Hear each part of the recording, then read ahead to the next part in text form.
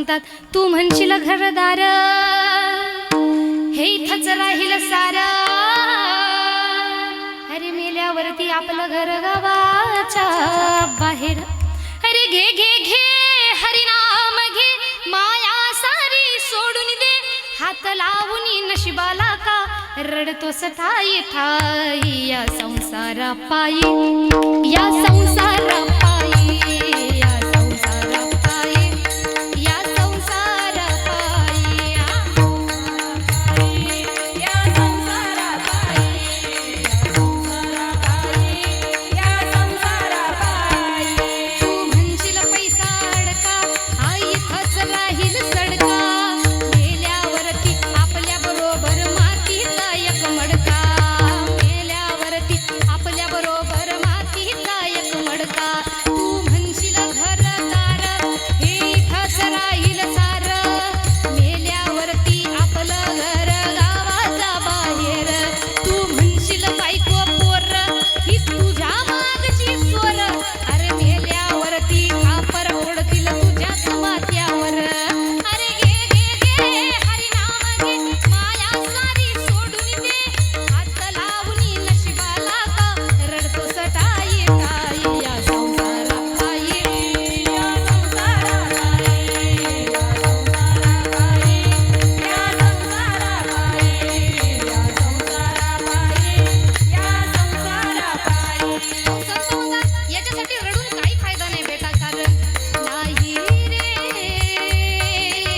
नाही कुणाचे कोणी. इथं जोपर्यंत जीवन आहे, जोपर्यंत या शरीरामध्ये राम आहे, तोपर्यंत सगळे. एकदा वर गेल्याच्या नंतर काय नाही, मग काय राहणार आहे, फक्त आपली कीर्ती. म्हणून मरावे परी कीर्ती रूपी उरावे, आपली कीर्ती जिवंत राहिली पाहिजे.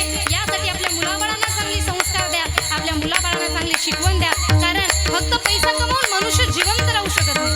जिवंत राहायचं असेल तर एक तर सुसंस्कृत व्हा, समाजासाठी असं कार्य करा की समाजाने आपल्याला आठवण ठेवलं पाहिजे. नाहीतर आपल्या मुलाबाळांना असं शिकवण द्या की आपल्या मुलाबाळांच्या नुसार आपण जिवंत राहिलो पाहिजे. आणि एवढं सांगून जर एखादा व्यक्ती ऐकत नसेल, जाऊ दे बाबा मी माझं जीवन आहे तसं जगतो, तर संत म्हणतात यात नुकसान कुणाचं. हो हे जरी ना ऐकालं तरी दुसरा येईल, हे जरी ना ऐकालं